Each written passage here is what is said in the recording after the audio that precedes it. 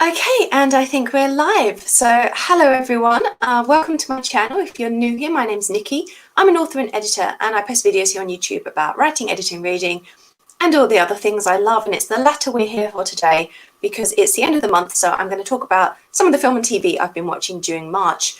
Now, I understand there may be some issues today because YouTube's obviously got a lot more traffic at present than usual, but hopefully this stream will run okay. So I'm going to get rid of this little banner.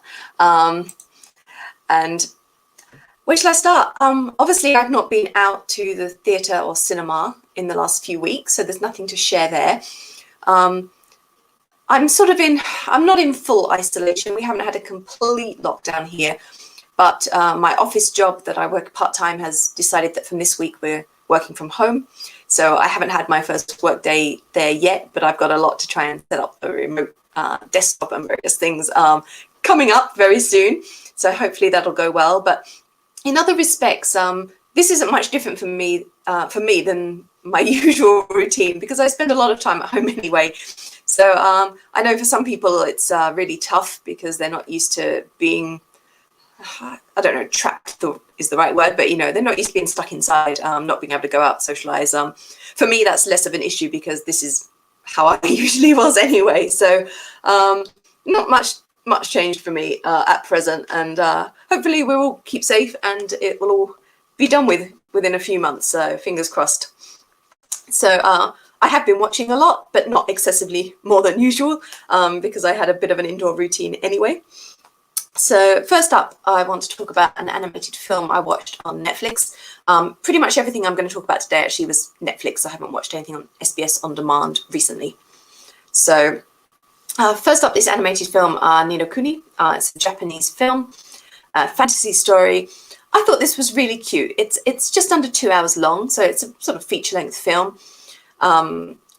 It's kind of an alternate reality thing. There's kind of like two worlds and the characters end up moving between them. And so two school kids, those three school kids, they were friends, two guys and a girl.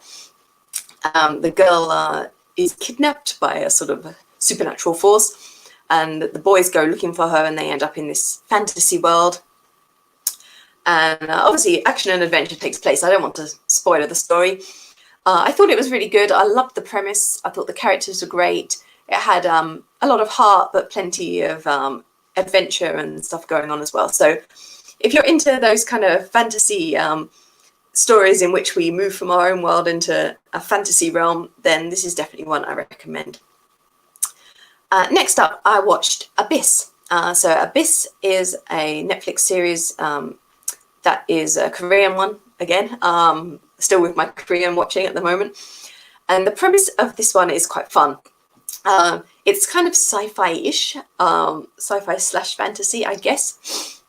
And the main guy, Cha-min, he's the head of a company, but in terms of looks, he's not much of a looker. He's slightly overweight, a bit geeky, and he's in love with this absolutely stunning female prosecutor who is friendly with him but doesn't let it go any further. And one day he's met someone else and he's gotten engaged to her and she's disappeared, and he thinks she's left him and he's so miserable he's considering committing suicide. He changes his mind at the last moment, only something goes wrong and he gets struck and knocked off the building. It turns out that the thing that struck him is an alien, and the alien feels bad about having accidentally killed him. So he uses a special sphere, a little glowing ball called Abyss, to bring him back to life. However, it brings him back to life, not looking like his old body, but looking as his soul looked. And it turns out his soul is a super attractive K-pop singer type. So he suddenly becomes super hot. And they leave Abyss with him. And I don't want to say too much more than that to spoiler it, but there's a murder mystery or murder serial killer thing going on in the background at the same time that this female prosecutor has been working on. And so he ends up having to team up with her, and they use Abyss a few times grabbing people, and they have to stop this evil serial killer. So that's about as much as I can say without giving too much away. I really liked Cha-min. I think he was a brilliant character, and I enjoyed following his journey as he kind of adjusts to his new appearance and taking charge of things instead of being so meek and in the background. I didn't like the lead woman as much, not in terms of the acting, just in terms of the character. They kind of tried to make out that she did like him romantically a little bit in the past, but we get the sense that she's interested in him now, and it's like, well, now he's super hot and you kept pushing him away and didn't want to know when he wasn't, which kind of like put me against her a little bit. But in terms of the story, it was really good. Once or twice the pacing got a little bit slow, you know, the general Netflix series complaint I have of their original shows, that this pacing is sometimes off. And you kind of need to wait till about episode 3 for things to really get going. But once it does, it's very enjoyable, and I definitely recommend it. 16 episodes, an hour each, so it's a bit of a commitment, but it's worth it. Next up, another Korean one, but not a Netflix original this time. I Am Not a Robot. This was so cute. I loved it. Now, you may remember I was talking about Are You Human? I think that was last month, was it? Yes, February, I watched Are You Human, which was another AI robot show. But this one takes things from a slightly different angle, because there's a young man. He's very rich. He's in charge of a company, and he has a problem. He's allergic to human touch. If another person touches him, skin to skin, he breaks out in essentially like an anaphylactic shock kind of reaction, and he could die. So he keeps people at a distance, but they don't really know that he's ill. So it looks like he's just this standoffish, like horrible person. He lives alone. And he then finds out that one of the companies that he's recently acquired has been building an AI robot. And he meets the robot and he can touch the robot. And he's absolutely thrilled with this because it's someone he can talk to and be with without any fear. So he persuades the scientists that they'll come and work for him, and he'll do a trial of the robot in his house. So he takes her along, and RG3 is her name. However, there's a problem. As they prepare the robot the night before they're due to ship her over, one of them spills beer on the robot, and the robot is destroyed temporarily until they can get a new part that has to ship from overseas. The robot's image, however, was modelled on the lead scientist's ex-girlfriend. So they bring her in and persuade her, she needs the money, that she will pretend to be the robot. Officially, it's just going to be for 1 or 2 days. So she goes in there and is pretending to be the robot. And obviously, there's lots of humour and chaos that ensues. Along the way, they're trying to find a way to help this guy with his allergy problem. But there's also some sinister goings on in his company with people trying to do a takeover and oust him. So again, that's pretty much all I can say without spoiling too much. But it was really fun. I mean, absolutely masses of laugh out loud, brilliant moments. Lots of humour, but I was also crying at times, which, as I said before, is one of the things I love about the Korean shows. They really do like pack in a lot of emotion, adventure, and humour all at once. This is definitely one I recommend. It was super cute and just brilliant fun. Next up, I watched Last Hope. So this is a Japanese animation Netflix show. I watched parts 1 and 2. This was a mixed bag for me. When I read the premise before I started watching, it sounded like my sort of thing.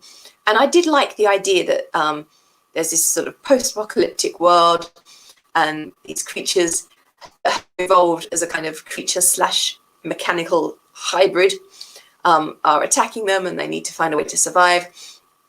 And they do this by creating their own mecha kind of suits, fighting them. I really liked the characters.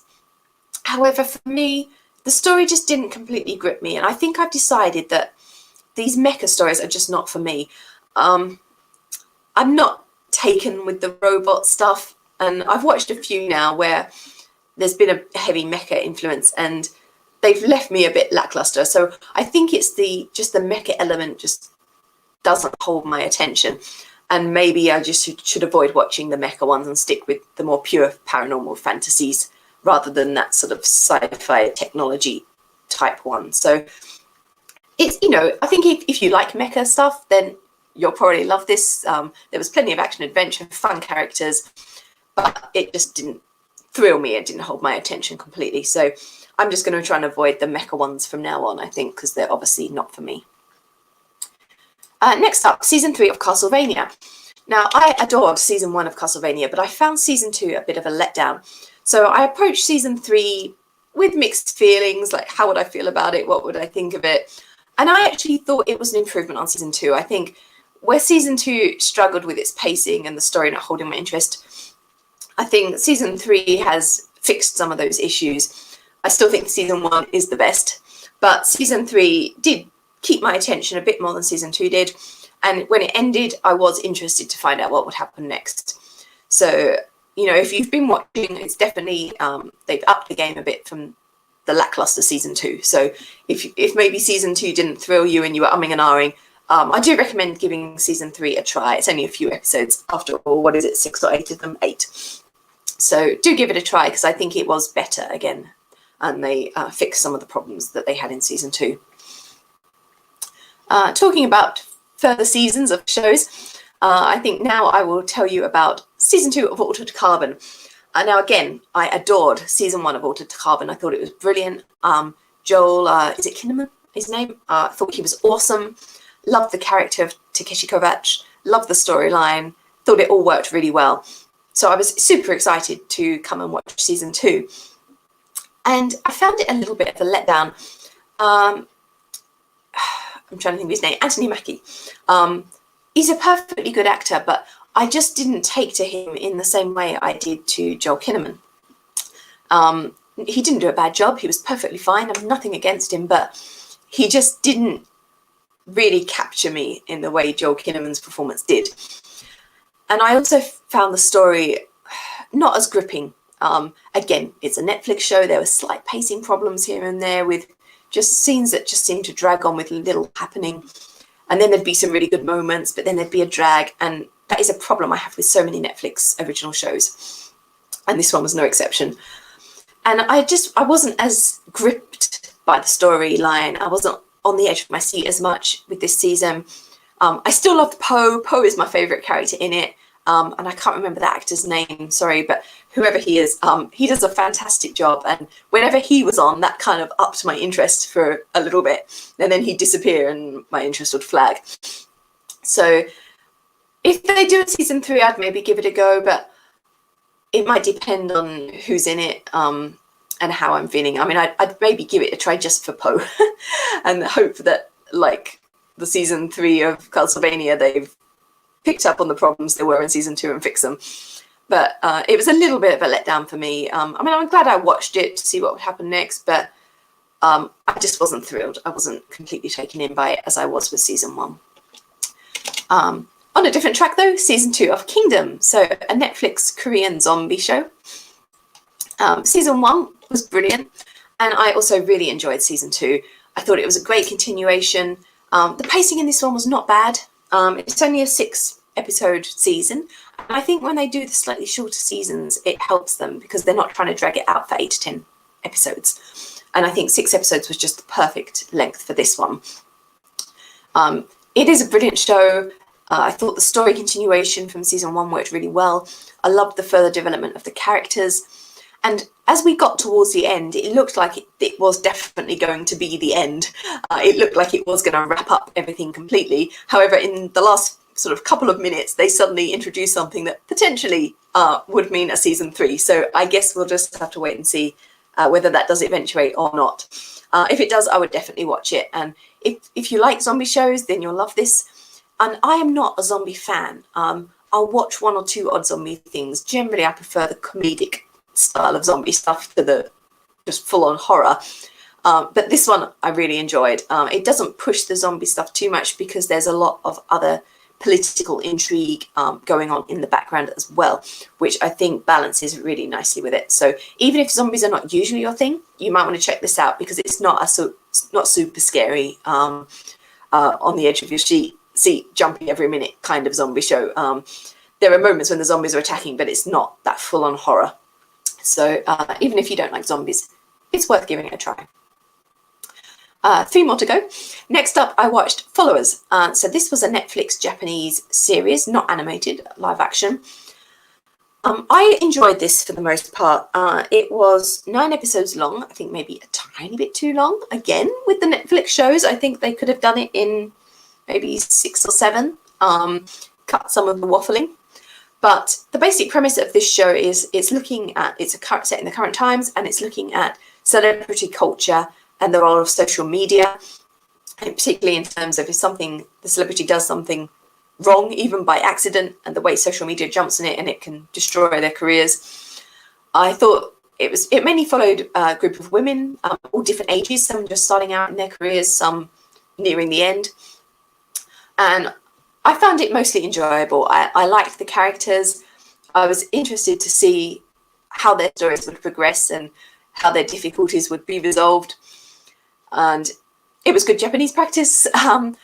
Interestingly, I found it harder to follow the Japanese dialogue in this than I do with the anime. I guess the anime is generally a lot simpler language than they used in the show. There was probably a lot more slang and things going on, I guess. But I picked out odd bits, and it was still good practice for me to hear it. If you're into contemporary drama that is a commentary on our current age, social media, celebrity culture, then definitely give it a try. As I said, it's just 9 episodes, not a huge commitment, and it was definitely worth watching. So finally, we've got 2 more Korean ones to finish for the day. So first off, I watched Moorim School. This was a mixed bag for me. Now, the basic premise, again, is a school. It's hidden away by magic up in the hills, and they train the students in everything, but in martial arts in particular. And 2 guys, very different backgrounds. One of them's the heir to a Chinese major conglomerate, and the other is a K-pop singer. And for different reasons, they both end up at the school. For me, I kind of found it a bit predictable. Now, this had a very YA feel about it. I mean, obviously, they're playing guys in their sort of late teens, early 20s. And I don't know, it just felt a little bit too tropey for me. There was the typical love triangle, both the guys want the same girl. And it was just like, it could have been an American paranormal show. It wasn't as paranormal as I expected, actually. Only one of the characters had what you'd really call paranormal powers. I thought they were all going to end up that way, but it was really more martial arts. Only one of them had these sort of extra powers.